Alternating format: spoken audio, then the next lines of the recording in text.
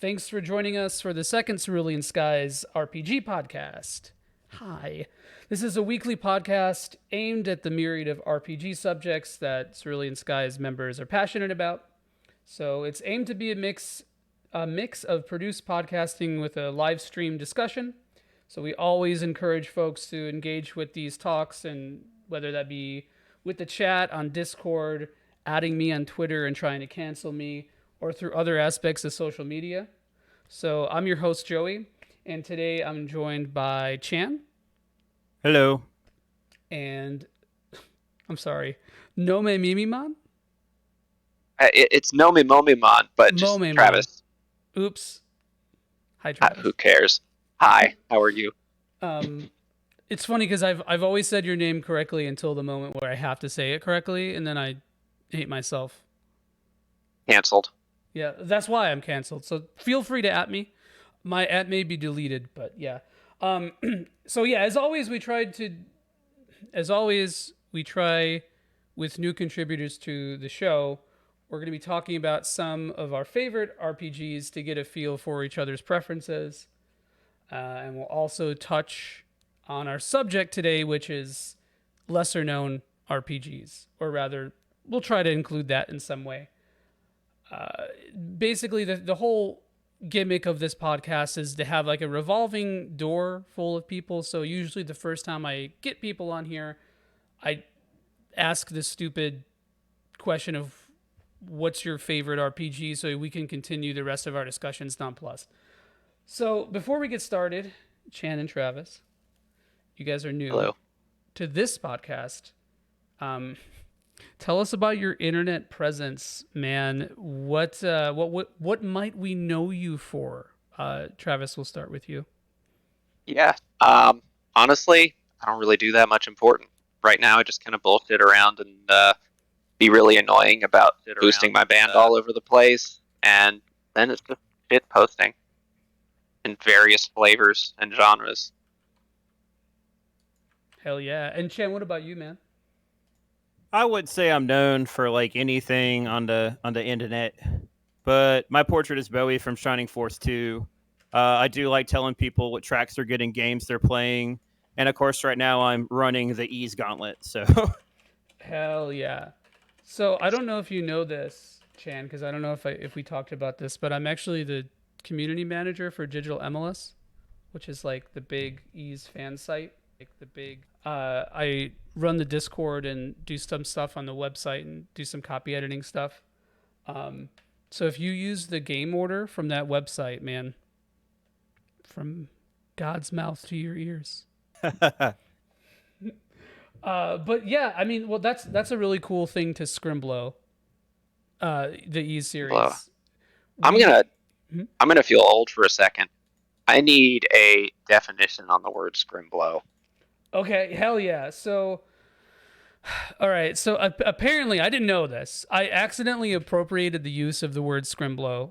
Oh my god, canceled again. Accidentally, operative term. So apparently, it comes from a meme about Smash characters, like Scrimblow Blimbo, like a nothing mascot character, and Oh, Sorty McJRPG, right? Those kind of characters. Well, I guess those are two facets, right?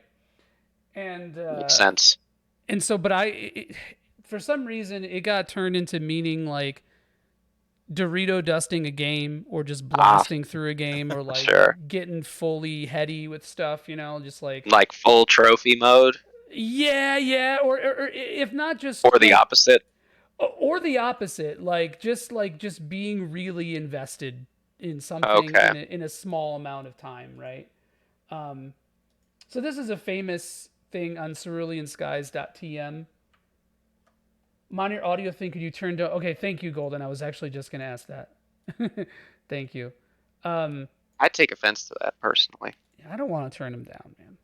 Yeah, But turn me up. no, because then you'll be too loud, and I don't want that. But about ease though, Chan, I have to ask because you're in the middle of scrimblowing it. Um, what is your favorite one so far? two, Two. and followed slightly behind that Origin. Yeah, Hell yeah. Origin's next on my list. it's so good. It's I've so only good. played 1 and 2. Ooh, Oh snap! it's time. I think it's time. I'm So, almost done with 7. Ooh. and seven's like when they start to feel kind of long. Wait, you played Salsetta though, right? Yeah, Okay. that was by far. It didn't even take me that long to beat, but it just felt so long. I was like, oh my god. Yeah, if you do everything in that game too, like if you explore a lot and do all the map stuff and the super boss, it The could take a lot longer. materials, the super bosses, all that. Yeah.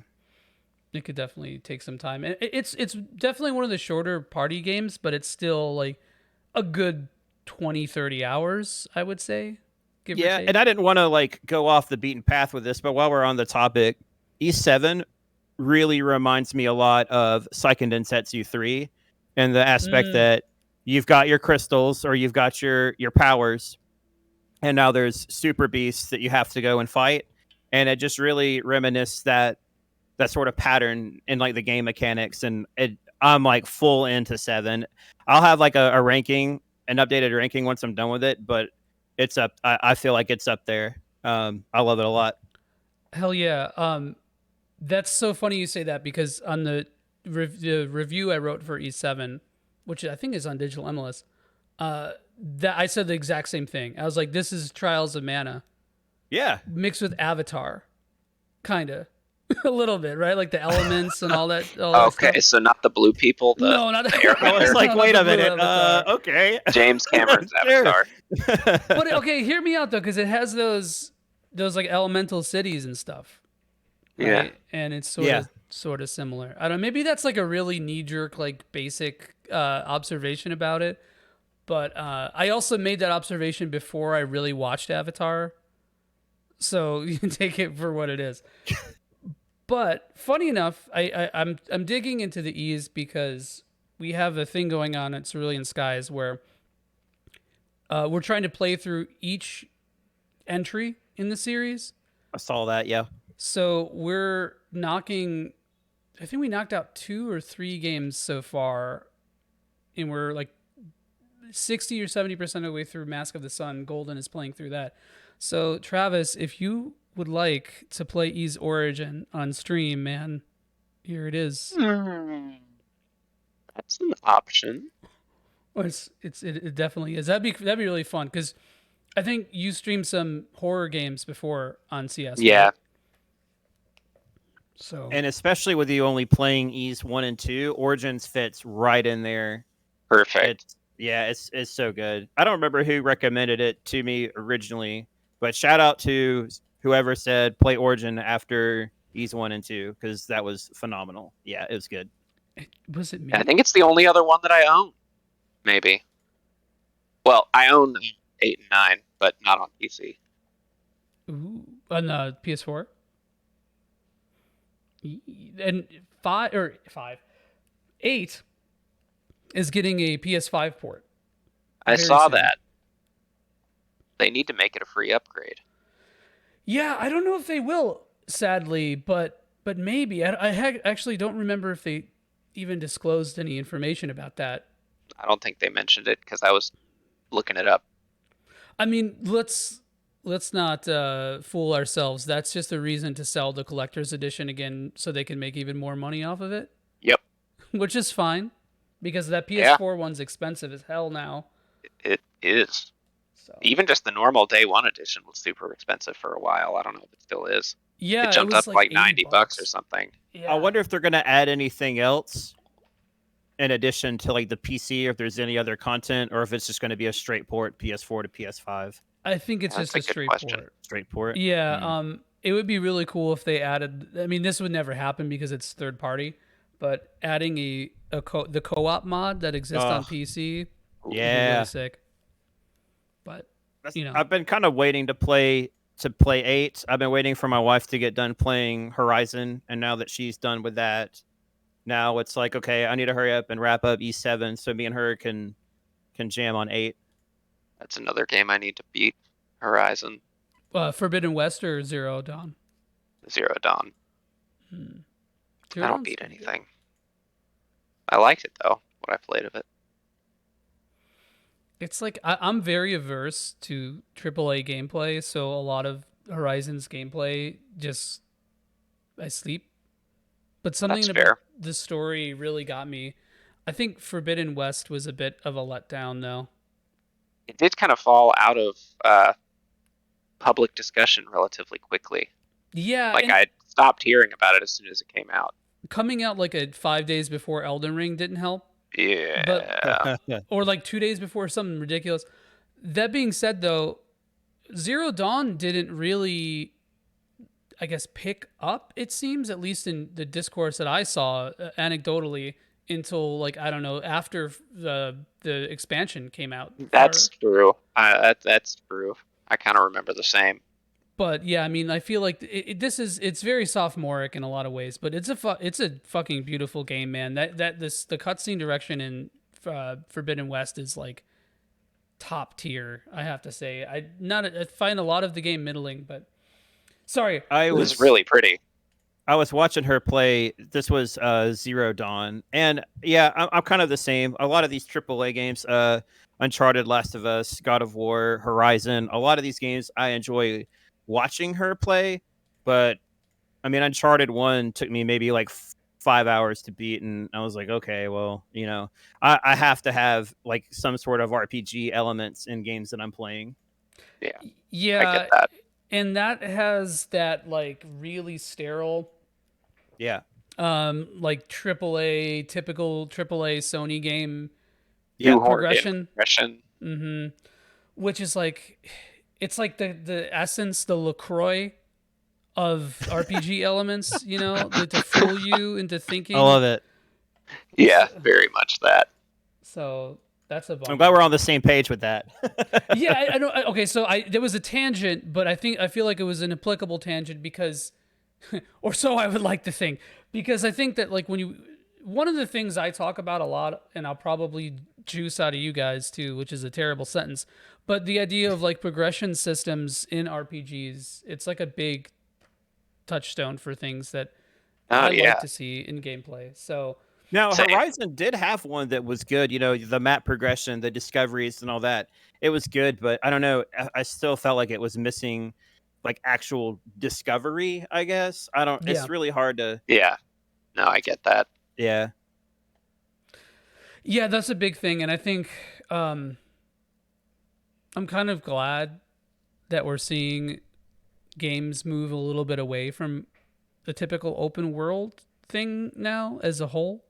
Like it's like you're taking elements of it instead 100%. of directing it's it. that Assassin's Creed like type structure. Yeah, Yeah. where it's like more of a playground. You know where all the setup is, but I like it where it's the map's foggy, or I don't know what the hell's across the way. There could be danger or nothing, instead of just like, well, I already know it's there, so I'm just gonna go collect it. Yeah. I think that fog Yeah, of war.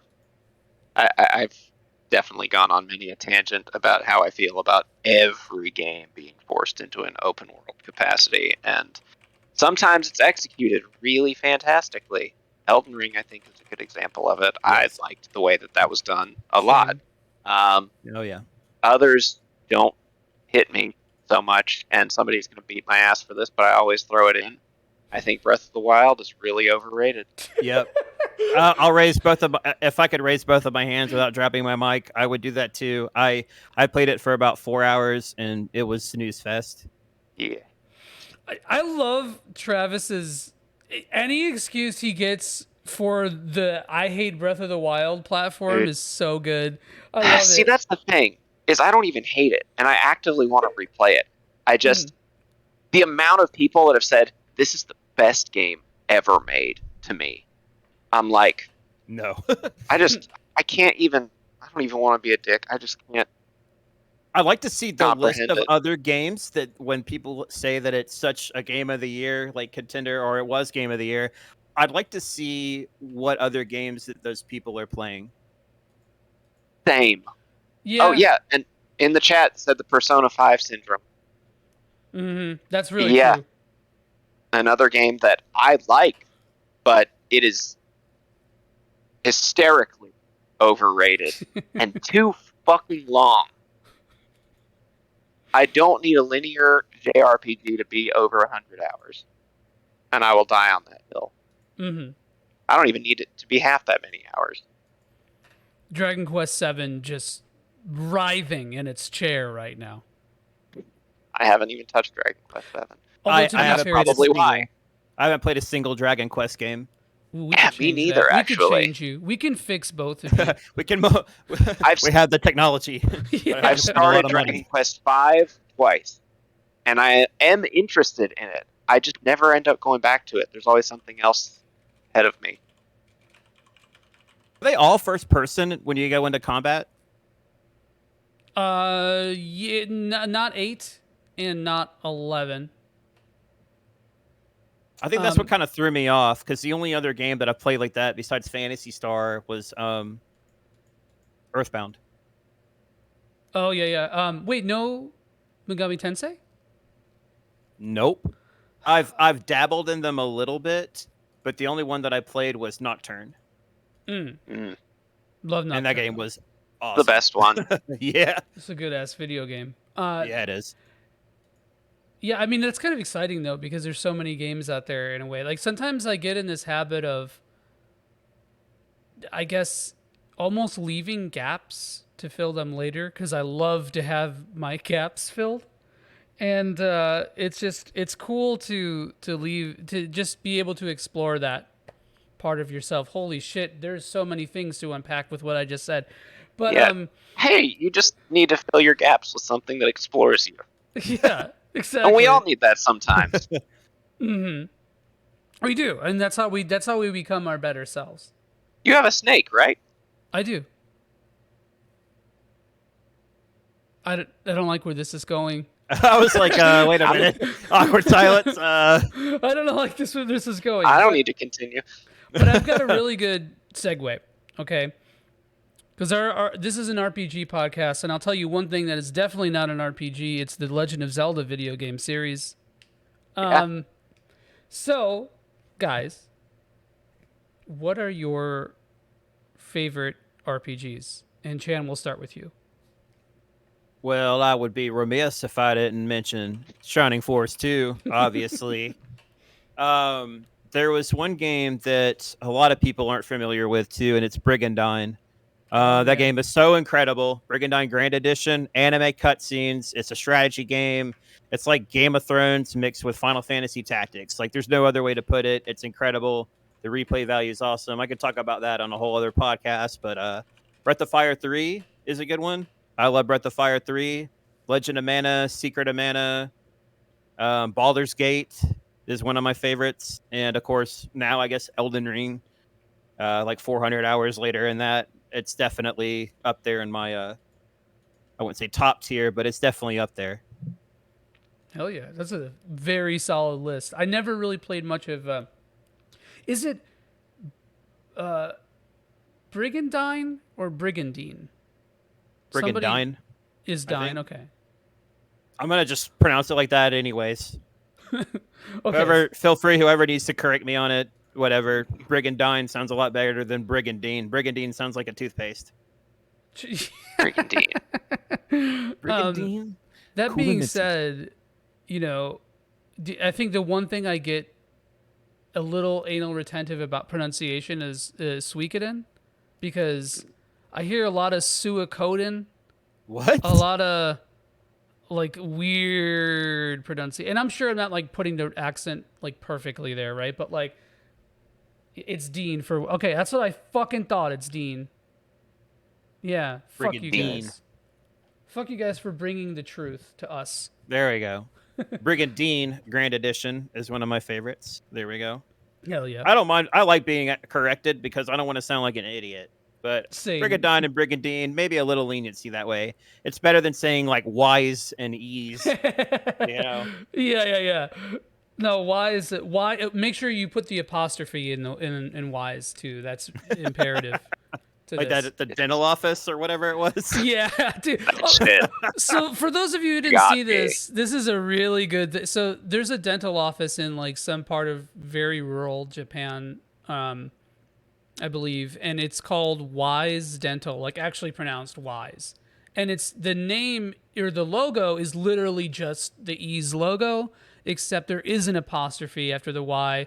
And then and obviously it's intentional. At first, I thought it might be like the graphic designer ripped it off, and the owners or whatever had nothing to do with it. But one of the lines on the website is "Take your first step toward dentistry." Like first step toward Yeah. wars. Yeah. The I love banger.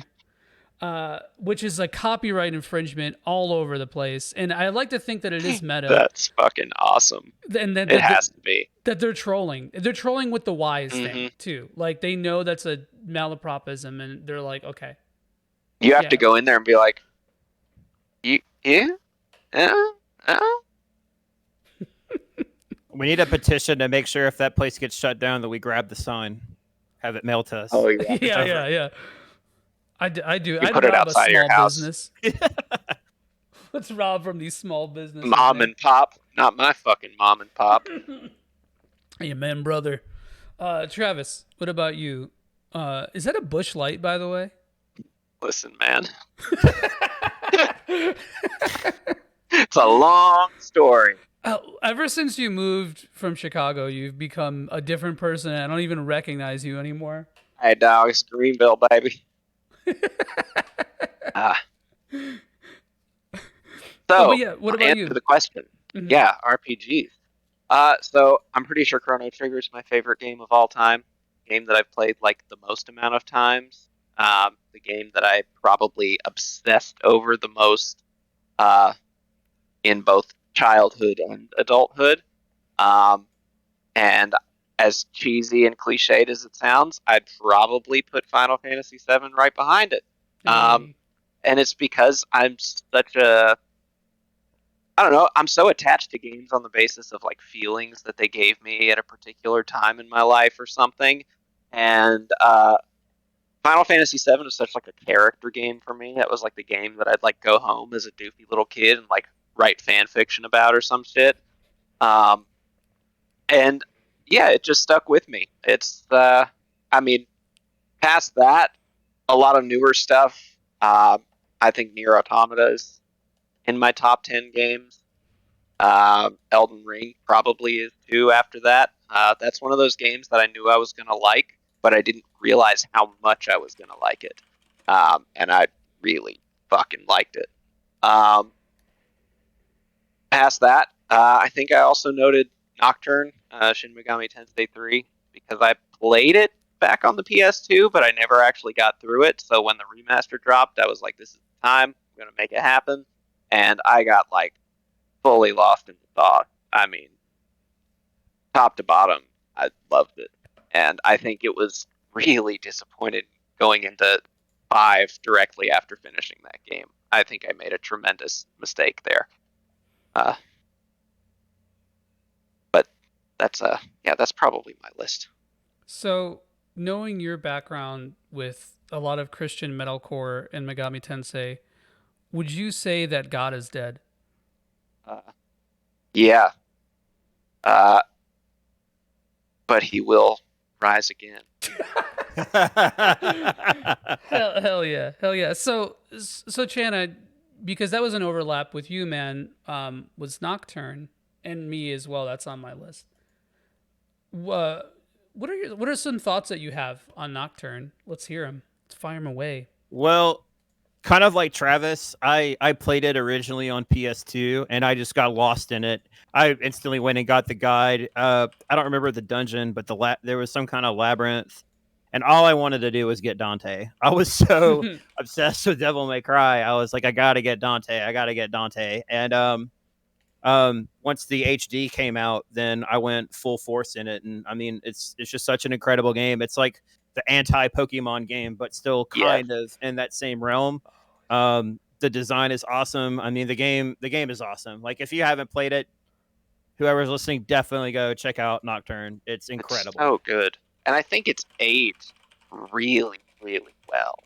I mean, it's aesthetically like chef's kiss. Like maybe one of the best art directions I can think of in a video game. Mm-hmm. I mean, it just checks all of my boxes.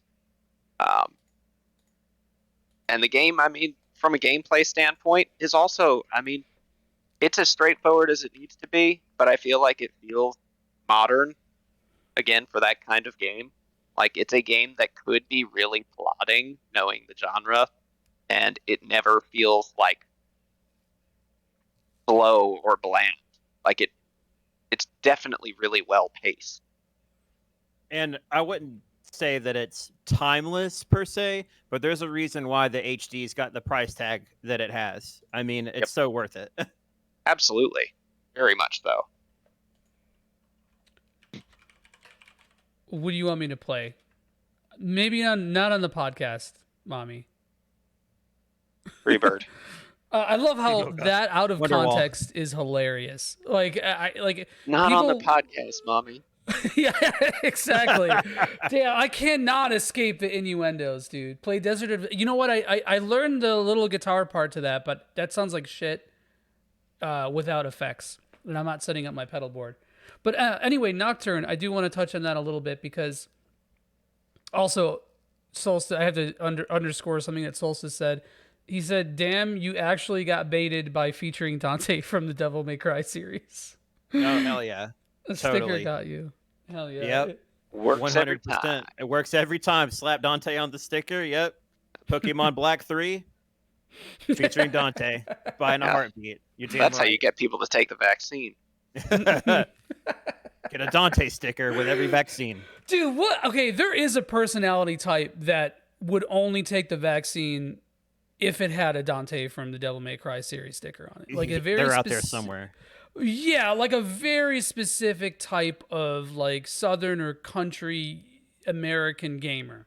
You know, That's capital like G. Southern. God, what is the meme? It's like that Twitter page, it's like make up a guy. Yeah, that's this. Yeah, basically. That's Cerulean Skies. Cerulean Guys is actually where it comes from, and we just make up guys the entire time.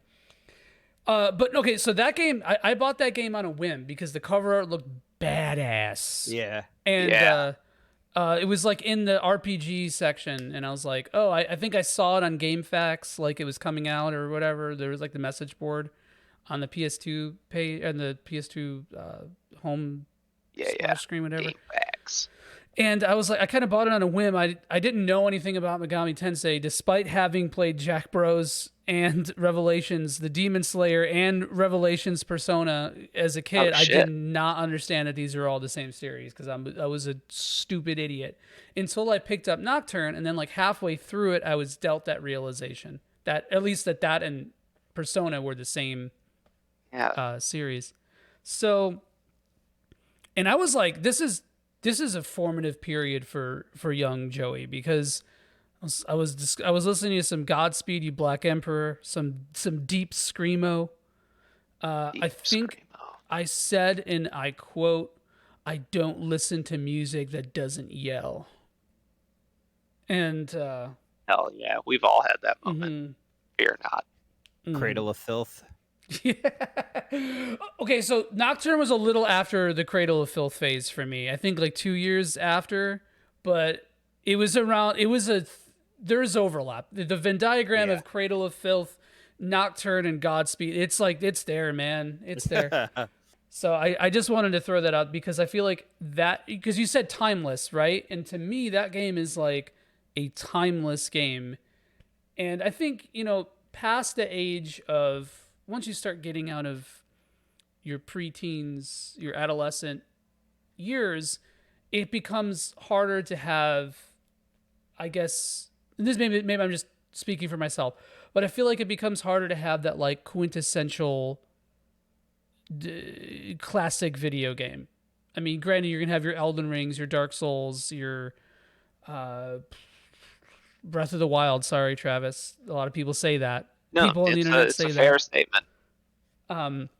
You're still gonna have those, but Nocturne was still evoking the same like feelings I had while playing RPGs when I was like a kid, right? And I know that's like a stupid, emotional, like superficial thing. No, Nah, man. You go with your gut. You're like, okay, I get it. I love it. And that's generally a thing that you pick up in the first, it could be half an hour, it could be an hour, but it's there definitely.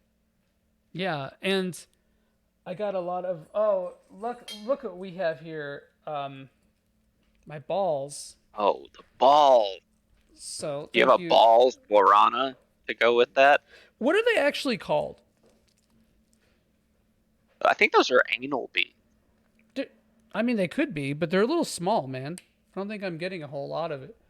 I had these You got a during big no. asshole.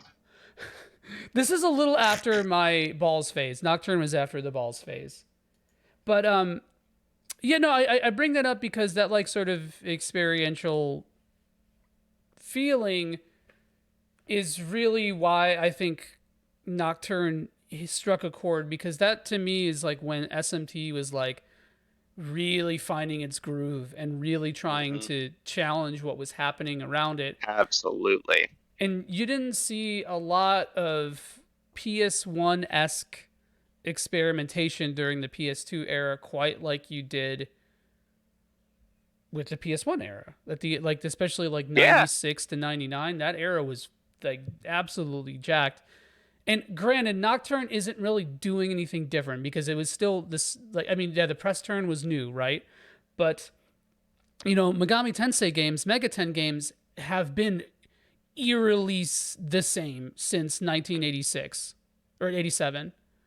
You know, like I've played literally every single Mega 10 game from the Telenet Digital Devil story to Persona 2. And You're a crazy person. I know it hurt. It hurt. This is a year, man.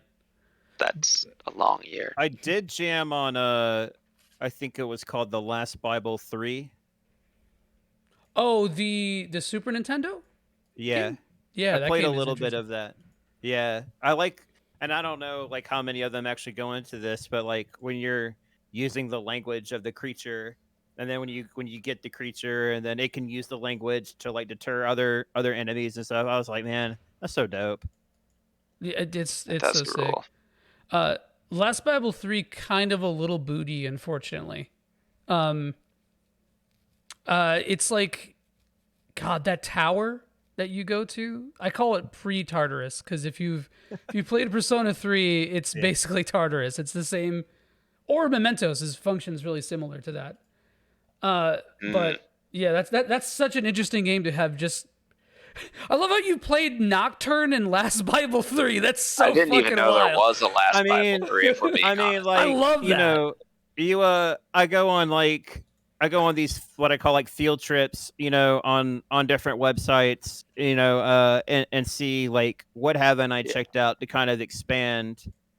You know, I No, can't that's just sit cool. here with like Shining Force and Breath of Fire. Like, you know, I need to have a little more knowledge into stuff, and you know, doing stuff like that can really expand, you know, your whole perspective on games, especially RPGs. I mean, it was, I Yeah. don't know if anyone else spent countless hours on RPGgamer.com back in the day. Oh yeah. Ooh, that's a That site. was, I spent a lot of time there. I'm gonna plug it, but Fantasy Anime was my first website, my true holy grail when it came to RPG knowledge at the time. I mean, you had Treasure of Rudris, the Sailor Moon RPGs, the Shining Force Treasure stuff, Rudras, yeah. Mana series, all of it, and the website is just so. The interface is so super friendly, and guides on how to install everything like that. Like when I feel like it was like 98 or 99 when I checked out the site, and it was just like, oh my god, look at all these games I haven't played. Yeah, Maybe dude. I need to look that site up.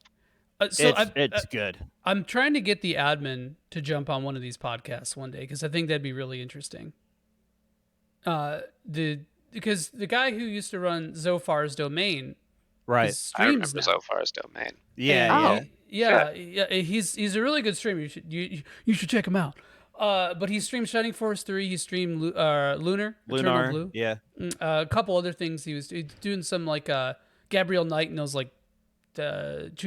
point and click adventure games.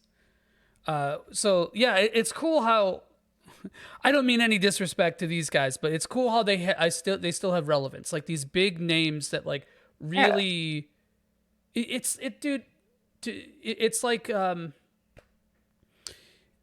Davey Havoc, of the RPG Emulation community. cult. Yeah, and I mean, a Straight lot of up. these a lot of these websites like EdgeMU or MU Paradise, a lot of them just get, shut down.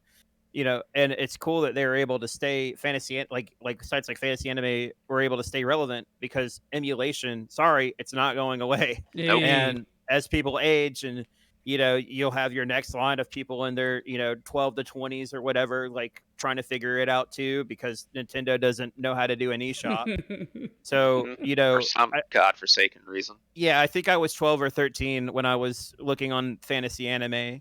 And I wasn't even looking for games. I was just looking for anime. And it was like the first thing that popped up. And I was like, oh, here's Shining Force. Hell yeah.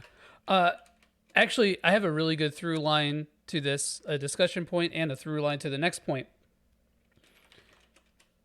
Emulation, I think, is a huge thing for RPGs because you just mentioned a bunch of games that are yeah. All right, I'm gonna say it. I fucking hate Eric Landon RPGs. He's like the fucking cringiest, weirdest guy, and he fucking sucks. He has shitty politics. I'll say it on this podcast. I don't give a fuck. Fuck that guy. I'll beat his ass if I ever see him in real life. Let me just say. But he does this. He does. Who are you talking about? Do you know who I'm talking about? I'm not familiar with the whole scene for who's a YouTuber, who's a Twitter guy, or a woman, or anything like that. I have no idea.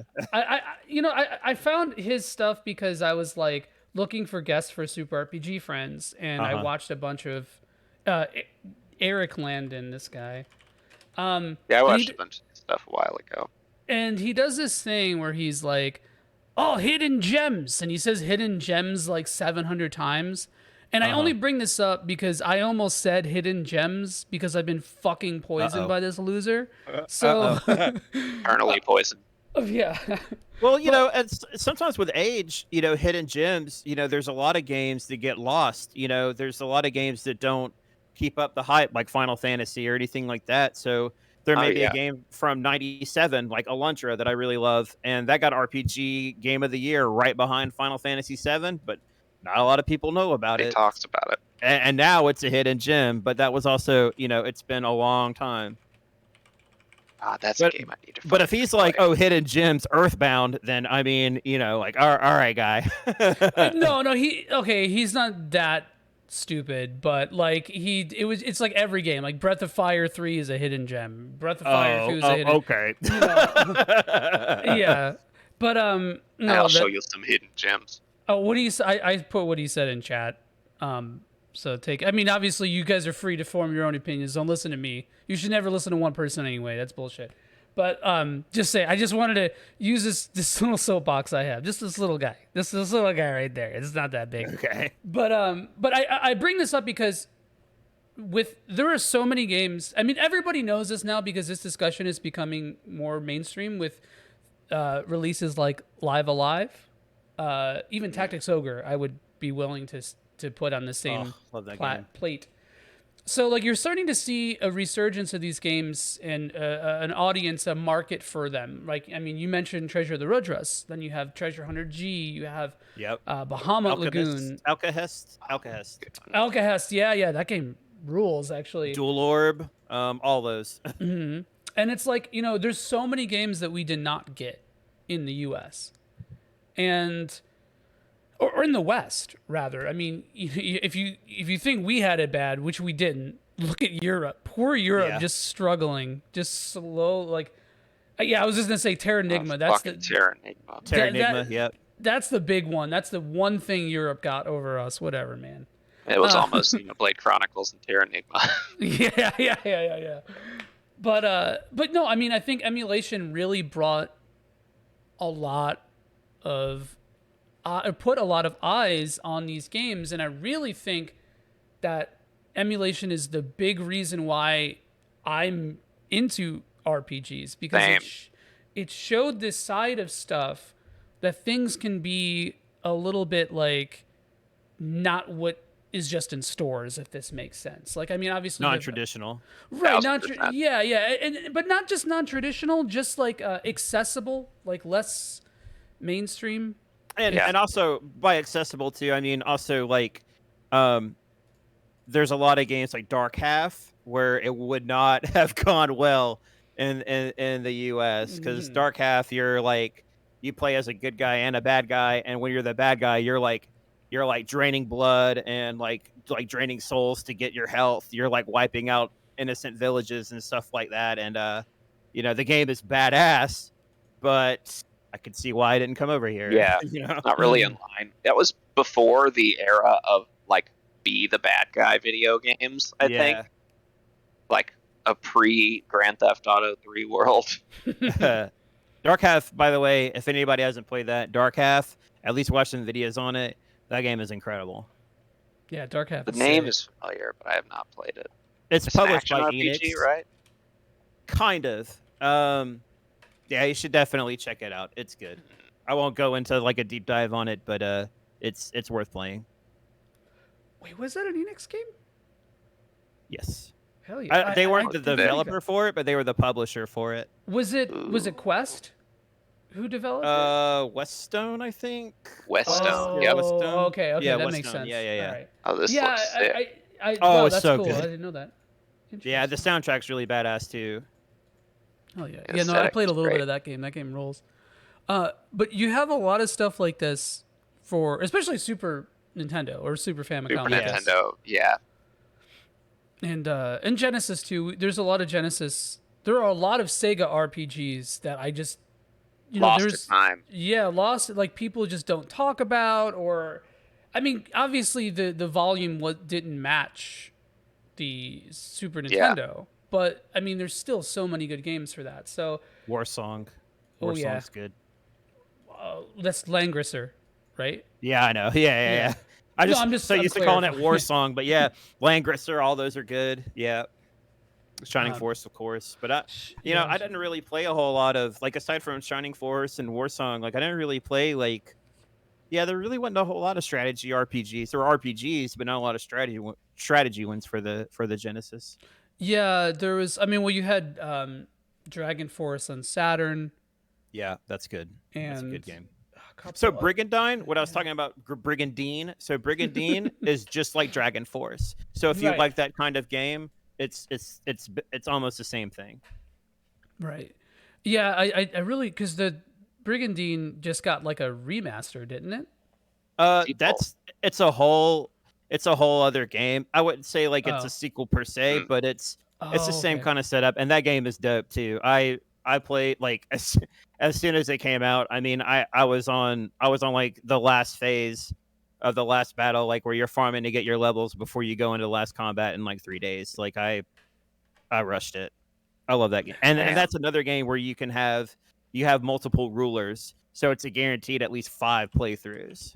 I own both of these games, and I really need to fucking play them. Yeah. God.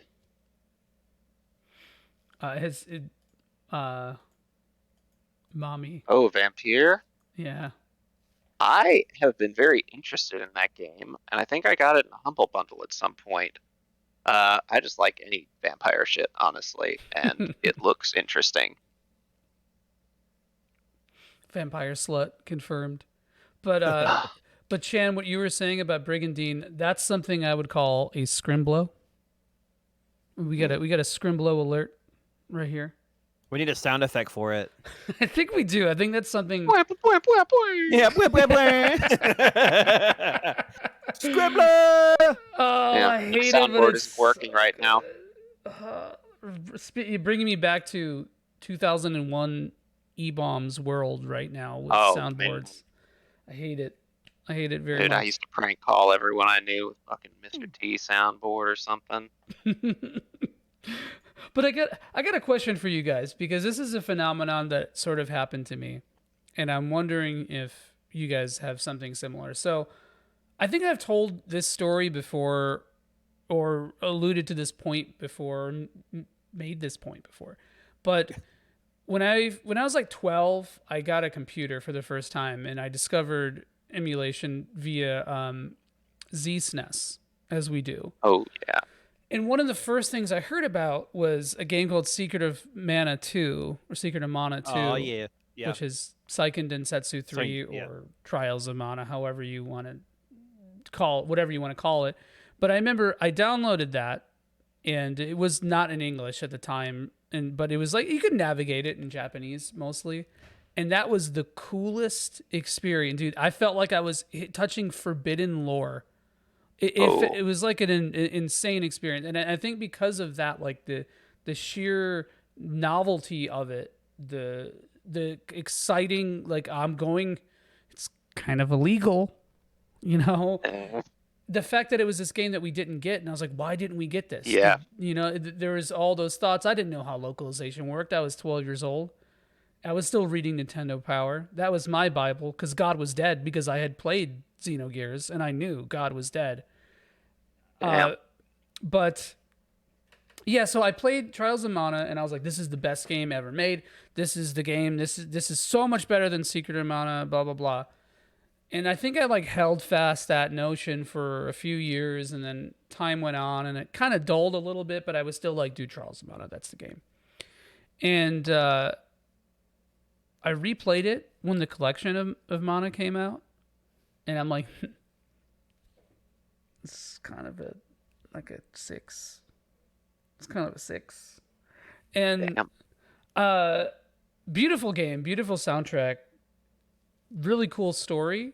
The sprites are dope. So good. The colors are so good. The cool colors, like Secret of Mana was super bright.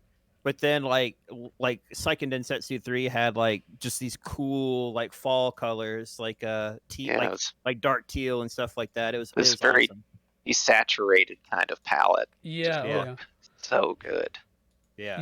Very watercolory too. But I mean, I like the game a lot still. I think it's really cool, and I think that it brought a lot of nuance to what action RPGs were doing. But despite having one button gameplay basically, but it's a fun game. I like it. I just prefer the remake so much more now. And I need to fucking play that too. I haven't played the remake either. It's a good ass video game. It plays like Diet Ease. That sounds good. If Ease was like it wasn't trying to bulk up. It was just losing weight. You know, it was just like sugar free, slim down. Yeah, sugar free but way too sweet. No, that's the best analogy I can make.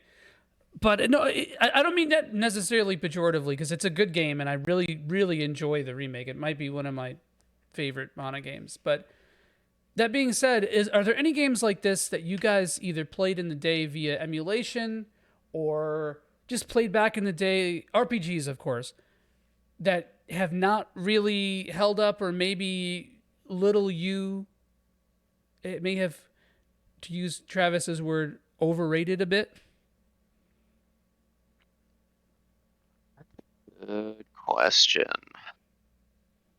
I could go ahead and start, because as soon as you said Seiken Densetsu 3, that's exactly, I had played Secret of Mana on the Super Nintendo, but when I discovered emulation, I feel like I got this book of like forbidden knowledge that like what it's supposed to have, and it's like, you turn the page and again, like the games I was talking about, like there's a Sailor Moon RPG, there's Alcahest treasures, like what is all this? And Seiken Densetsu 3 was the first game that I played on emulator, because it had to have been like, I was such a huge fan. Yeah, and I was such a huge fan, and going back now, of course the game is going to go from like, a 10 to maybe a 6. I mean, look how games have evolved and everything like that. But at that time, I was on cloud 9 with that game. Like, it was so good, and the class system, the replayability,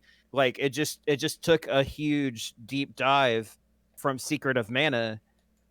And looking back now, it still is a good game, but I'm sorry, Legend of Mana to me is still going to be my favorite, honestly. Game slap. That soundtrack slaps. I've said this much before too. That is a giga brain game, Legend of Mana. That game is, Oh boy, I did not appreciate it as a kid because it was confusing as either. hell. Yeah. And dude, this is a Joey quote. I feel like this is something that I've said 700 times. It's literally just a Saga game. I mean, a lot of the same A developers. little I bit, think yeah. Kawazu ended up producing it halfway through development. Kind of like So comprised it into like, yeah, where you get your companions, but each story almost feels like a short story arc, and I really like the quest system in that and how it all ties in together. I thought it was like an anthology of Saga games. Yeah, I agree. Yeah. and the animated series coming out in October, I Oh, I'm think. so hyped. Yeah, I'm really I'm so stoked. hyped.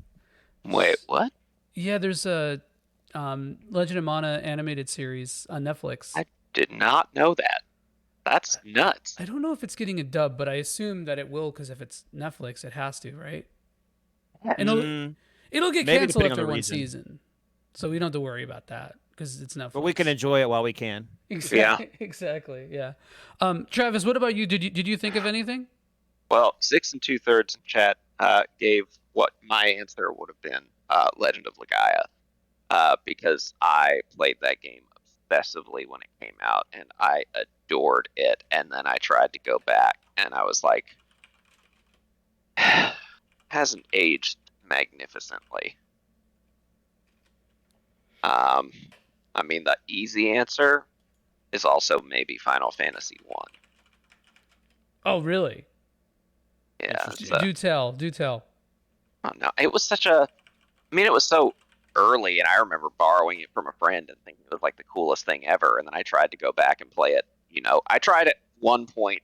I tried and failed because I started the first one and I ended at the first one. I was like, I'm gonna play all the Final Fantasy games in a row, and then I didn't do that. Did you And just play one and that was it? Were you I playing played- like the original, or were you playing like Origins? I think I was playing Origins, so Nice. maybe that. I don't know. Maybe that had something to do with it. I don't know, but I was not feeling it at all. I was like, this is not aged well for me. Interesting. What else? PSP version's really good. I love the PSP version of 1, 2, and 3. I do too. Well, that's my favorite. Oh, they're the really As pretty well. looking ones, though, right? Like they've got Yeah. good sprites and stuff. Yeah. When Yeah. the remaster came out, I was like, oh man, maybe we'll get the PSP. Yeah, nope. All the not a single one of those pixel remasters could even step to the other versions. I don't think. Man, Oh man, that was so good. Yeah, and even 5 and 6 on the GBA, like I felt like they were really. It's Final Fantasy Portable. Like, how could you really lose? Yeah. Yeah. The GBA versions were really tight. I don't like the sound and the music and the visuals of the GBA ports, but Yeah. hear me out. I think that if you can mod the Steam version of 5 and 6, like the old, not the pixel remaster, the port. If you can mod that version to not have the Vaseline sprites and have the SNES assets for the character sprites at least, be by far the definitive way to play those games. But because like the gameplay of those so much better than even the GBA version. I think everything is snappier. You have auto battle. There's That a makes couple sense. fixes, Oh, I didn't know they put auto battle in it. and it speeds up the battles. You love to see it. On Pixel? Oh, No, on the well, there is an auto battle. There is an auto battle on the Pixel remasters, but there's an auto battle on the older Steam/mobile versions of 5 and 6. Yeah. I gotcha. Yeah. Yeah, Yeah, because so, those sprites, woo, like before the Pixel remaster, 5 and 6 on Steam look terrible. oh god, God, it hurt to look at them. I don't know. Oh, so bad. I want to just have a sit-down conversation. I just want to talk with whoever is at the head of a multi-million-dollar corporation that's been doing this shit for longer than I've been a concept, and they're like, ship it. And they keep doing it. So bad. They keep fucking doing it. How? Just I think what you said was it completely explains it all, Travis. You said they've been doing it for longer than you've been a concept, and they need to stop doing it. It's just boomer company things. That's man. a good point, actually. Boomer Yeah. company things. That's just how it goes. But yeah, the FF6 GBA with the sound fix is also that It's might very actually be good. what. Yeah, that's probably what I would suggest to play if you want to. ROM hacking, yeah, romhacking.net is very good Yeah. for a lot of this stuff. Yeah. Definitely got some goodies from there. And it's like I don't know. As I get older, I just feel so much. I just gravitate toward emulation so much more because Same. I could just play it on my PC or I can I just said that like I'm from the South. I could play it on my couch on my Ambernick. Like it's great, man. I mean, yeah, I could set up my Super Nintendo and or hack it or get SCART cables and get a PVM, but like And a I don't know, mist or man. whatever. Yeah, I just want my 5 times speed and I want to sit on my computer and Yep. talk to my buddies on Discord, you know? Yeah. Yeah. I So, I mean, we've had this talk before. I've become like, man, I'll play anything, on original hardware anytime I get the chance. But to the same token, it feels like an event to me. Like it feels yeah. like listening to a record or something. Like if I'm sitting down, it's going to be one specific game that I'm following through on that platform, and it's like a different process. Everything else, I'm like fully on board. Like if I can emulate it, I will do that all day. And Hell yeah. plus, you have programs like Launchbox and stuff where Yeah. it can make it more like a Netflix style interface. So Hmm. you're really not losing that what I would call the cover experience. Right, It's Yeah. all right, still right. there, and it looks beautiful. Yeah. Launchbox is killer. Yeah. Oh, this is a good question. I think that just came to me. Chan, you mentioned the Launchbox experience or the Netflix experience, like that sort of tactile Yeah. aesthetic. Do you think that carries into your enjoyment of RPGs? Because I would argue, like RPGs in general usually have the most like I don't know, like dense art and supplements to the games, to their like physical games. So do you think that So goes in any way? yeah, so I feel like it gets me hyped. I would say it's not the same as going to say Walmart when you're like 14 and being like that cover looks dope. I think I'll grab that game. But it's still like I've never heard of this game. The art slaps and I'm at least going to check it out for an hour. So, I mean, yeah, I mean, the Netflix style interface can kind of get you can kind of get me hyped for what I'm about to check out. Absolutely. That's where Game Pass and shit just works wonders for me. So much stuff that I never would have even thought about if I hadn't scrolled past it. It's so easy for me to just be taken in by an image and be like, yeah, why not? The convenience factor, the lack of walls to trying something out like that, if it just looks interesting, is definitely a big factor. And that's actually how I found out about Brigandine. I went to Walmart, I saw the cover, I thought it looked dope, and then I checked it out. It is a dope cover. Looks regal as fuck. Yeah. That happened with Lunar with me pretty much. It was like on the wall of RPG or like the Sega CD wall. And I Oh, asked somebody at FuncoLand to show me like games that are like Zelda or Final Fantasy. And he pointed to Lunar and I was like, yeah, that I want I that. want it. I want Yeah. that. Yeah. That was me with the first Wild Arms game. Oh god, the cover slaps. Yeah, I remember. I made the guy at the store. Made him. I don't know. I was a child, and I walked up, and I was like, "It will take me 3 allowances to buy Wild Arms. Will you hold it for me until then?" And he was like, "I'll hold it for a little while." And then I don't know why my parents let me do it. I called like every other day to be like, "Still got Wild Arms? Still got Wild Arms? Still had Wild Arms?" And then I bought it. I played it at Blockbuster, and when I played it, I rented it from Blockbuster, and yeah, Jack is one of my favorite characters, and that game definitely slaps. I agree. Oh It yeah. does slap. Did you guys play this on the PlayStation PSN? What is the actual term for it? PSN Classics? I think I so. know they Yeah. have that now. Yeah, it has like trophy support and stuff. Did any of you guys play this on that service? Wild Arms? Mm-hmm. I downloaded it, but I haven't played it on there. I'm curious as to how that will hold up. That's another game I haven't played in like 20 years. Very It's a very unique game for sure. I mean, definitely part of the era where they were really not afraid to say, what if we did a game like this?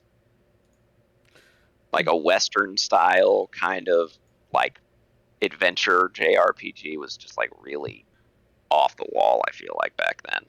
Yeah, I mean, not to like, pun this or anything, but it really was like the Wild West and like 96 to Yeah. like 99 of JRPGs, man. Everybody had money and everybody Yep. had drive, everybody was young and everybody was going from 2D to 3D. Like it was just balls to the wall, like JRPG. Yep. Like I want to say there's almost no possible way in one life that you can finish every JRPG for PS1. There's just no way. There's so many of them. Because every game is like 90 hours for no reason. At least. Yeah. It's just like you spend, and 90 hours, sure, but 20 of those hours are spent in loading times. Like waiting for the menu to come up. If we want to talk about opposite experiences with box art, the worst box art, like I'm sad about how long it turned me off of the game. Suikoden, the first one. Interesting. I see it though. I see it. It's so. I looked up the game online. I remember after seeing it at Blockbuster or something, being like, "What the hell is this?" And I was like, "Oh, this actually looks sick," and it is. That's probably one of my favorite games of all time. But the box art was not vibing with 12-year-old me. The fuck is this? It's like a Chinese soap opera. Yeah, I actually thought it was a Romance of the Seven Kingdoms. Like, So did I. Yeah, I see that. Like with that cover, I was like, hard pass on that. And then I actually ended up trying it, and I came really close to beating it. But man, that game is just good for. I think it was Konami, right? Yeah, good for Konami for making something that wasn't Metal Gear or Castlevania at the time, like something just completely different. Well, wasn't what is it called? Wasn't like because Suikoden was based off of Water Margin, which is like a work that was contemporary to Romance of the Three Kingdoms. So in a way, if you think about it, the comparison is not completely off. That makes sense.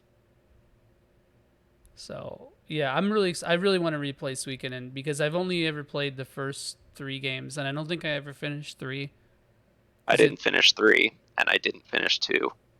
How many are there? I feel like a bastard 6? for not finishing 2. 5 plus tactics, and then like the weird like Genso Suikoden like novel games or whatever they were in Japan. Oh yeah. The like the VNs basically. Yeah. Yeah, Genso Suikoden. And then Tier Christ for DS, which I never played either, but I heard wasn't great. Yeah, I think it's like supposed to be not part of the main story continuity too, if I'm not mistaken. I don't really know though. 3 was the first you played. Hell yeah, 6. 3 is cool. It's just 3 slow, is cool, man. It's just so slow. It's that pacing with the flip flop like chapter based like different characters kind of thing. The Game of Thrones mode. Mm-hmm. What Solstice is saying in the chat, I was actually going to bring up that game, Sayuki Journey West for PlayStation. Yeah, it's kind of got that same kind of vibe.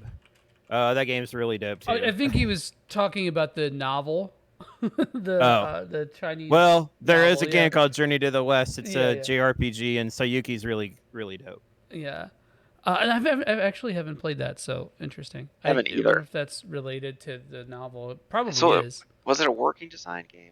No, it wasn't a working design game. It was Age Tech?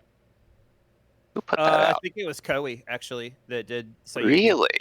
Yeah. Yep. Yeah, that game's pretty rad. Yeah, it looks sick. Interesting. So the aesthetic is very appealing. Yeah, it's good. I like the sprite work on it. Yeah, looks awesome. It's another. I'm just thinking about terrible cover arts. In my collection now. I don't know why, but Grand Stream Saga. You guys ever play that's that? a bad one. That's a I didn't actually play it, but the cover Wait, art which game? sucked. Grand Stream Saga. It's Grand Stream Saga. I don't know it's if like I've heard of that one. it's like one of the first 3D RPGs, and it's kind of like an ARPG. It is an ARPG. The character, you might know it because the characters don't have faces. Mhm. Like they're 3D models, but the characters just don't have faces at all. But yeah, it's kind of like a. I feel like it was probably a bargain bin game back in the day. And Yeah, bargain bin adjacent at least. I think. But it wasn't bad. I liked it. It's a good little game. It has like a wait. I may be conflating this with Legaia, but there's like 400 pieces of equipment in it or something crazy. Wow. An insane amount of equipment. Actually, funny enough, the battle system. I would not be hesitant to compare that to something like Dragon Quarter, Breath of Fire Dragon Quarter. I've not But played like Dragon Quarter. ancient Dragon Quarter. Our cover I art feel in like- the US was terrible for that game, but in the UK, that cover looks dope. Let's look it I've up. never seen it. Let's see. Grand Stream. And by the way, the Breath of Fire 3 UK cover is one of the worst covers I think I've ever seen. Please look that up if you haven't. Yeah, Breath of Fire 3, the European cover art is terrible. Let's To see. be fair, the US one just sucks. It's pretty rough. Yeah. yeah, that For it's just 3? like a sword. Yeah, it's just Three, like a yeah. sword. I don't know, man. I kind of liked it. It was like, It's simple. it was simple. Yeah, I liked it because it felt more of like a book cover, I guess. Yeah, I could You see don't that. have you don't have like 3 guys with swords that are just like, yeah, let's get them. It felt more like clean, I guess. Yeah, like a Dragonlance book. It kind of looks like Yes, a Dragonlance exactly. book. Yeah. Yep. Yeah, no, I remember getting swayed by a couple of cover arts. FF3's or FF6, sorry. FF6's US cover art wasn't doing it any favor. It was like misleading with that Moogle. Put that and cute the- little put the cute little log on there. Japan art is like one of my favorite pieces Fire. of all time. So like- good, dude. Untouchable. So good. Man, I always have to like rein in my FF6 hype because it's like I'm not gonna say anything about that game that any like elder millennial from like who played Earthbound growing up hasn't said already. Which speaking of which, Travis, is there something that you want to come clean about? That's all you Listen. need to get off your chest. Yeah. Besides Listen, the Breath of the Wild thing. The boat was well out of harbor, and I just missed it. The boat was Lady Earthbound. She sailed off into the distance. Somehow never got the cartridge. I somehow missed the boat on emulating it because I was just like, I know this kid from fucking Smash Brothers, and I always get my ass kicked by him. I don't want to play his game. Toxicness. Toxicness. And then I felt like it was too late. No.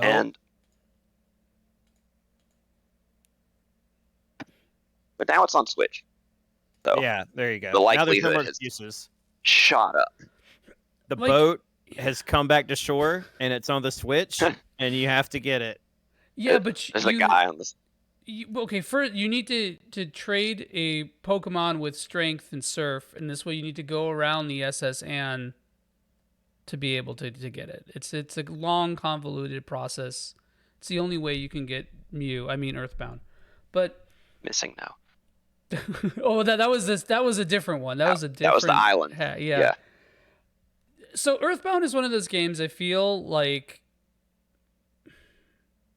gameplay wise it might be interesting because you have the rolling back numbers, the first person view, the charm of it, but actually Modern times. the modern setting, but I don't think the gameplay is going to do a whole lot for you. I feel like it's the social commentary in that game that really still is timeless, I think. And I think that appeals to me. I think that's kind of what makes me so intrigued by it. And I agree. Earthbound was never I don't think it at video rental Yeah, I don't stores. think it was because Not maybe something to do with how it was distributed, or maybe the box and the package. I don't know. That's actually I don't think I Oh ever yeah, saw that's it. Yeah. interesting. Yeah. Earthbound front loads. It's yeah, but there's a lot of like very nuanced NPC dialogue, a lot of like on the nose Star Trek Yeah. social commentary in that game that I think. I mean, people talk about Earthbound all the time. Every like depressed white kid who is now a millennial that's their favorite game, and I'm not ragging on it because Earthbound rules, but yeah, I think one of the things I don't really hear that much about really is just like the goofy, like just how brazen the devs were about putting social commentary and how well that translated and was localized to English. It's super interesting. Um, but You see that kind of same dialogue in Mario RPG too. yeah, I think maybe some same writers. I wouldn't be Maybe. surprised. Early Yeah, I wouldn't be Pokemon though. surprised. At least translators. Yeah. A lot of early Pokemon it has that same feel. Gen 1, Gen 2. If you just like kind of read the things that people say, they're a little outlandish, and then Mother 3 is worth the experience, I think. Like that is like, how do I describe it? If Earthbound is the basic white boy on Twitter's favorite game, then Mother 3 is the de facto favorite RPG of that same person, but they were into emo. Hell So yeah. basically us. All right. Okay. Yeah. I'm just I remember even like Terry Crews in all caps posted like bring Mother 3 over. It's like Yo. I haven't played it either. Like I have not played Mother 3 yet, and I really need to. you should, Is man. Mother 1 worse than. Yeah, but it depends on your tolerance for NES stuff because Okay. it's a short game. It's not really incredibly long. You can knock it out in 15 hours or so. But the big problem is that it doesn't really like you. The game doesn't like you very much. And it's like trying really hard to ghost you. Oh. But then it'll send you a text at like 1:30 in the morning and like say something kind of sweet about you. So it's like the biggest thing, and I think because Kelly was playing through this recently, is that like you like go into a dungeon and then like one of your characters dies right off the bat, and you have to backtrack 9 years to heal, like through a bunch of like pathetic, measly, paltry encounters, and it just takes forever. That's. No. But honestly, Earthbound really has never been about. I would say not never, but it's never really been about the combat. It's definitely more of like the journey and going through the dialogue. Like it's so silly. The silly. That's like the only way that I could really put like Earthbound. It's a very silly game. The Oh music, yeah. everything in there is just so not uncomfortable, but it's just so it feels like just so non-traditional. Okay, I got it. This is my analogy. Earthbound is Nathan for you. Mother Nice 3 is the rehearsal. Oh, Rehearsal. hell yeah. Yeah. Okay. All right. Now we're And talking. Mother 1 is like the stuff that Nathan Fielder co-wrote or something, or produced before that, I guess. We Okay. just started watching. My wife and I just started watching the rehearsal. Man, See, we just what a finished. what a crazy. Just it's still funny, but in like a whole different spectrum, I guess. How Like far are you? it's crazy. Um, we're like a couple episodes behind. They had. I think they kept the pub in the storage room or storage unit or Yep. whatever. And I'm trying to think. He was doing the aging in the mirror, and like Yeah. they're like, oh, we're gonna have our son like grow up, and then it's like, hey, let's rewind it back. Can you hate me or show me like Oh, how you that's hate? It's where so the show went. bizarre. It's like, That Yeah, was the you're point of the close. show where I was like, oh, this is getting somewhere, huh? yeah, yeah, Dude, that's so funny bizarre, because man. that's exactly what Mother 3 does, man. That's like literally the exact same trajectory that Mother 3 takes. That's so funny, dude. Like For those just tuning in, we're comparing Earthbound with Nathan for You. I swear it has merit. In this essay, I will. But Yeah. let's step back from Earthbound for a moment because I do want to talk a little bit more about like more like lesser known RPGs. I think that was supposed to be a little bit more of our focus, right? But hey man, things change and that's okay. This is a fluid conversation. But yeah, so let's get our like pitchfork media hats on and like think about some games to name drop that or RPGs to name drop that might have gone a little under the radar or that you guys think are underappreciated, et cetera, et cetera. Travis, I'll start with you. My answers are probably the least interesting, but we were talking about it before we started in here. Shining the Holy Ark, probably my Nice. one of the number ones on my list, just solely because, again, this is actually a game cover discussion again. I saw it in the store, and I was like, damn, that looks cool. And then I finally got my hands on a copy, and I remember I didn't, as a child, understand the difference between rendered and pre-rendered graphics. And that game, looking all pre-rendered the way that it does, I remember showing it off to my friends, being like, "This is why Sega Saturn rules. Do you look? Yeah. You see how fucking smooth everything is? Think about those polygons for a second." And I just didn't know what the hell was going on. But the game was probably my first real introduction to the whole dungeon crawler, like as I put, baby's first dungeon crawler. Which is true, but it's yeah. But it's yeah. I don't think I've finished it properly, and I tried to do that recently, and I got stuck after a difficulty spike, and I was like, you know what, I'm going to move on to something else for right now. But I do think it's actually aged miraculously well. I think it doesn't feel like a slog to play. The characters are interesting. The world building's interesting. It has a cool aesthetic to it. I really like it. Other than that, the games that I really listed were, I like the first Shadow Hearts game a lot. Not super under the radar. And we were already talking about Suikoden, which was the other one that I put down there. And then Lufia 2 for the SNES is probably in my top 10 games. I think it is severely underrated, and everything about it is peak that era for me. Battle system, the puzzles, story is like, it goes so many places, I feel like, for a Super Nintendo game. It's like very adult, but still felt kind of, I don't know, whimsical and adventure-y. Yeah, not like being super like grimdark or anything. Yeah, that's probably the one that maybe should have the top spot of this list for me.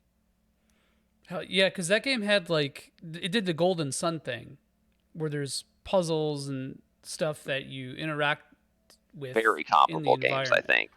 Yeah, and like having the sword sorta too that functions almost like an ARPG. By the way, did you play the DS remake? Because I just picked this up. I played it a little bit. I heard it stinks. Yeah, I don't remember much about it. I have it on my shelf, and I'll look at it every time and again and be like, huh, maybe I should give this another shot. I played at least half of it, and I remember almost nothing about it, though, so that doesn't bode well. No, Solstice. Curse of the Sinstrels. It's a remake of Lufia 2. The DS one. Yeah, there's a lot of... Yeah, the Sinstrels in Romancing Saga 3. That was another Sinstrel moment. Yeah. Really? Yeah, they were that's what the bad guys the bad guys were.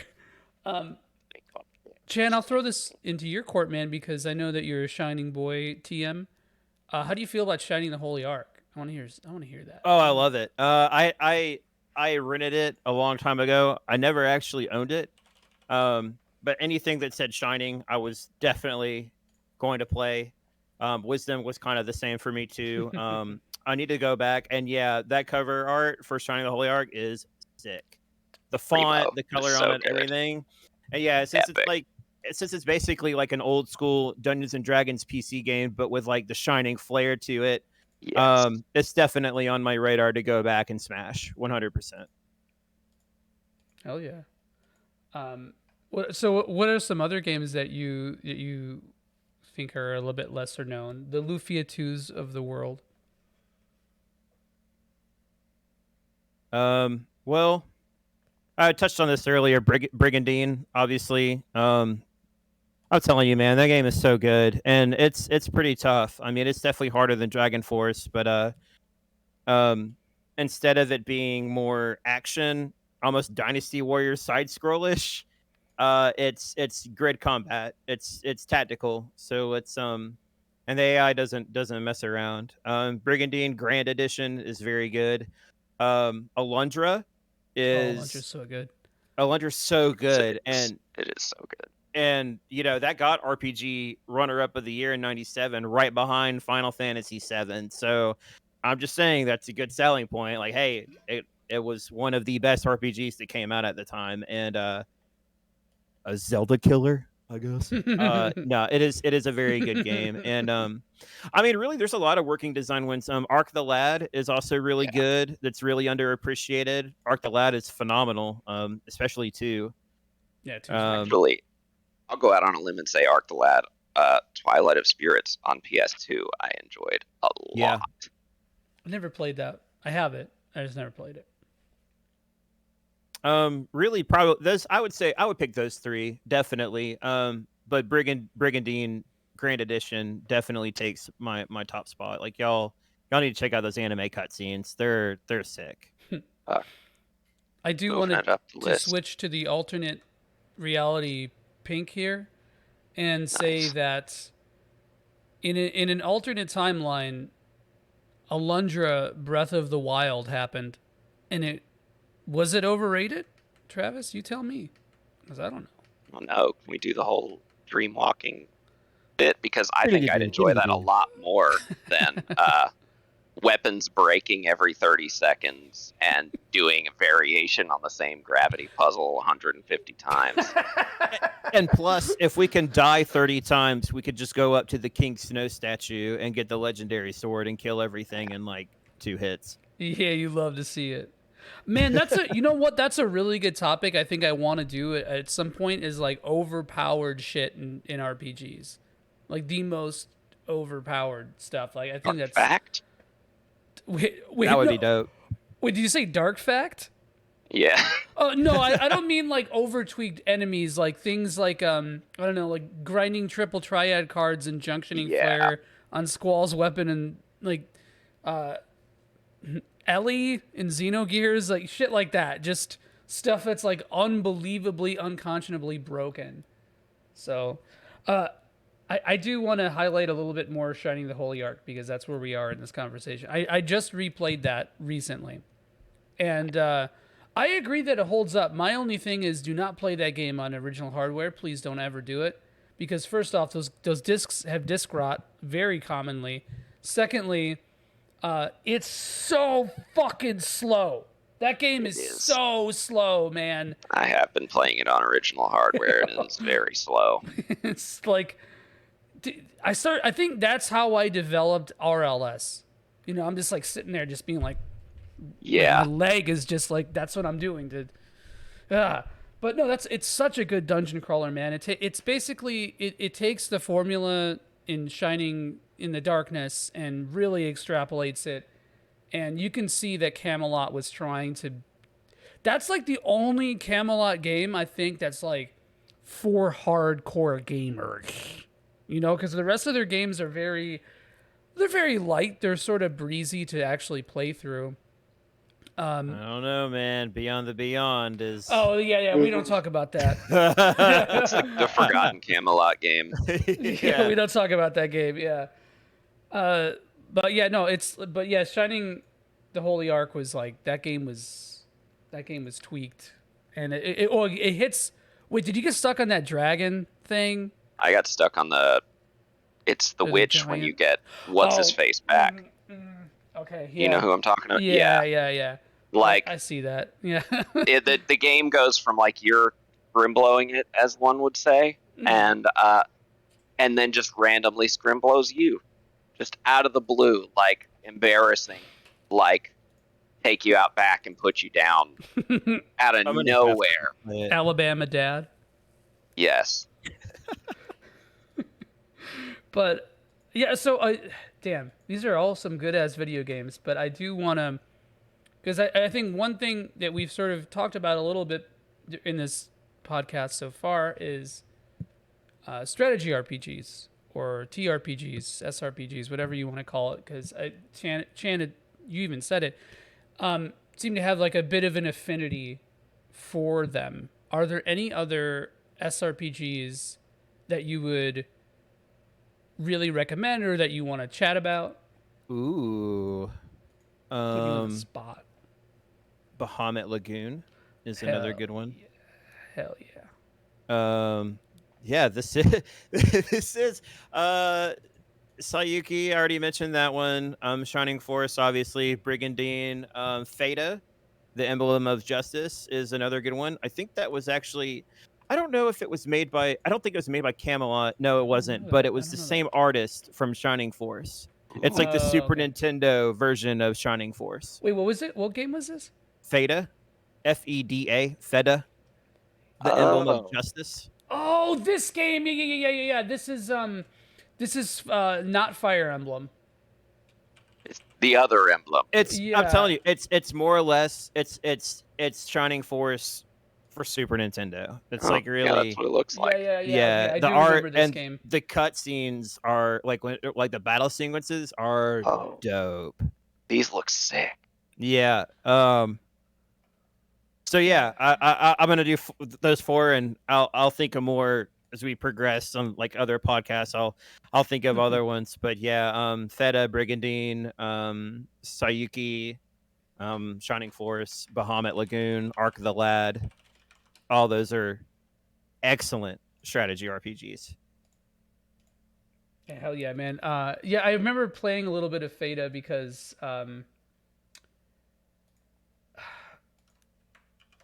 when I went through like an SRPG deep dive when we started playing Shining Force for Super RPG Friends.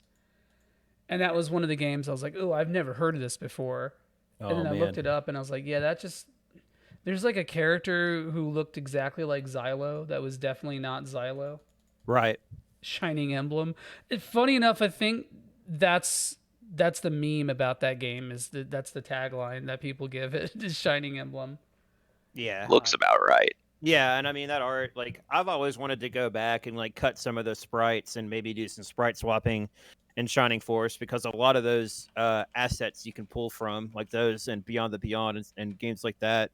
The Shining Force mod community is so crazy. The games that they pull stuff from, it's awesome.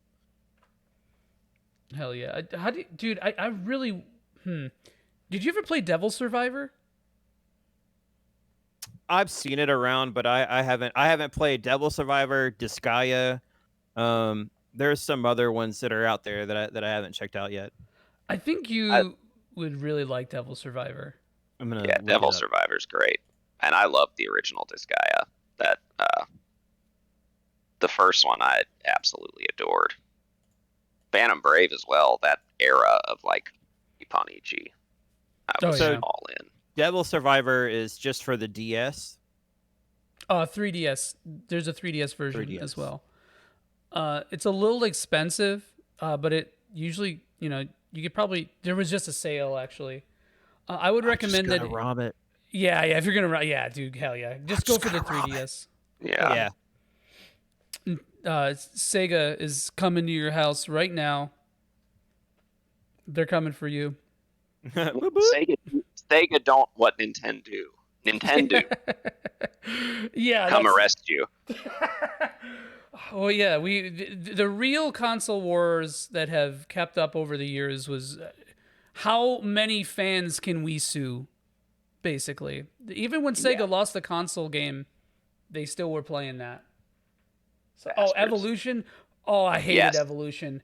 I hated also it so much. pissed me off, but I agree. I liked the character designs a lot, and it had a really unique look about it. And I was craving a Dreamcast RPG, so I had to play it. So it was that or Time Stalkers. Oh yeah, with Time Stalkers, that was the roguelike. My bad. I'm thinking of kind of. I'm thinking of Time Splitters. My bad. Oh no, that's GoldenEye. What was it? The Record of Lotus War. Yes. Game on Dreamcast. The footsteps, like the sound of your footsteps, overlapped like anything. But I was it was playing still that like a year ago. Still good. Oh I yeah, love that game. Yeah, it's like a Diablo clone. Yep. With the new one? No. This is Dreamcast the one for it's for Dreamcast. Yeah, they had a dungeon crawler with like the Record of Lotus like theme on it. Oh, interesting. It was just straight up Diablo, basically. Yeah. Yeah. And speaking of straight up Diablo, Sega RPGs, man, Phantasy Star Online, very Diablo. I mean, that was like the biggest influence, I think, on that game, and the developers even said it. That was before I even knew much about Diablo in that game. Right through the heart. That game has my heart. We are kind of running up on time a bit here, so Chan, I want to ask you one thing, and then Travis, I'm going to ask you a question too. But Chan, you ever play Phantasy Star Online? I did. I played it for the GameCube. Not very frequently though, because usually I would go over to a buddy's house, and he might actually be listening. Shout out to you, Spitter. When I'd go over there, we would be dabbling in RPG Maker, and then we'd swap, and I'd watch him play Phantasy Star Online.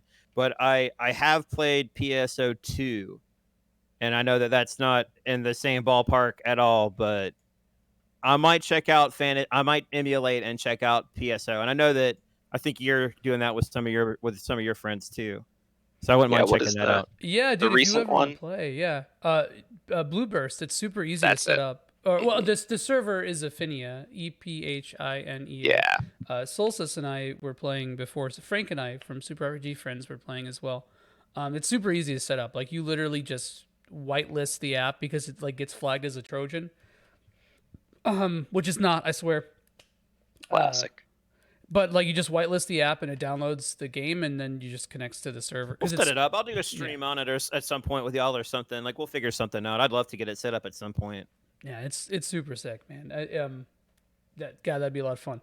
But yeah, Travis, I want to ask you one question too before we peace out. Please. Because we've talked a lot about classic games, right? And you mentioned Elden Ring a little bit and how that's like kind of become one of your favorites. Any other JRPGs or just RPGs that you've played in the last 5-6 years that you think deserve a spot at the top? In general or for me? Either really. For me, my easy answer there is Fire Emblem Awakening. And I think that's not a popular answer. Interesting. But I fell in love with that game when I played it, and I beat the shit out of it, and I found myself tremendously disappointed when Conquest and Fates and all that came out. And it's all history from there, but I fucking loved Awakening. That was definitely maybe in my top 10 or 15 of all time. I did like Awakening too. It was really good. That's actually the only Fire Emblem game that I've played. Oh, wow. Something about the gameplay loop was just super satisfying. Yeah. It's Disgaea. Plus, if you did the right, lineage, then you could just have just an absolute broken map horse, like TG sit in tactics and just mop the floor with everybody. Exactly. That was so satisfying. What was it, Lucina? It really was. Lucina, yeah. And Lucina. Morgan, Lucina, too. yeah. Morgan is the real busted unit Morgan, in that game. Yep. Oh, boy. Morgan is jacked. And I think I spent some time on Donald, too and getting him leveled Oh, up. yeah, 'cause yeah, Oh, yeah. is he the one with the becomes- pot on his head? Yeah, and Yeah, he could the- become a super beast. Yeah. Little villager. God, Yeah, that was I got a dope. really good Donald meme for you. I'll send that to you after this. It's so good. Oh man, it's invaded my thought. Interesting. That's a good choice. Maybe we'll talk a little bit about that too, because like I like Awakening, but I'm very divided on it as a whole. And That's maybe, fair. like, I think a lot of people are. maybe a little contradictory too. I think my opinions on that game are, but yeah. Thank you guys so much for joining. Sorry to cut it short. I just we're at that time. I really do think I really love chatting with you guys about this stuff, and I think it goes to show how easily it is to fall down tangents when it's easy to talk to people. So, yeah, thanks for joining me. Oh, thank you. Yeah, definitely would like to have you guys on again at some point. Once Absolutely. we do a few episodes and we start bringing back the season 1 characters that we introduced. Yeah. That we haven't developed too much, but like we're introducing them at least. A little fan service. Yeah. Love me some cat girl titty. Let me tell you. I'm Come to kidding. the right place.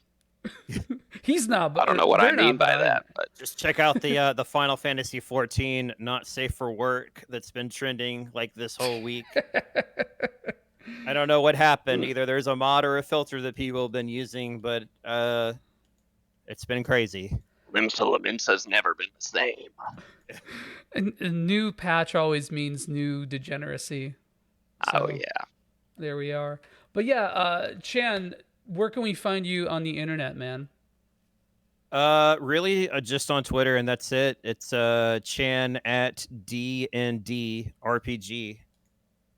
Hell yeah. And Travis, what about you? Yeah, mostly on Twitter as well.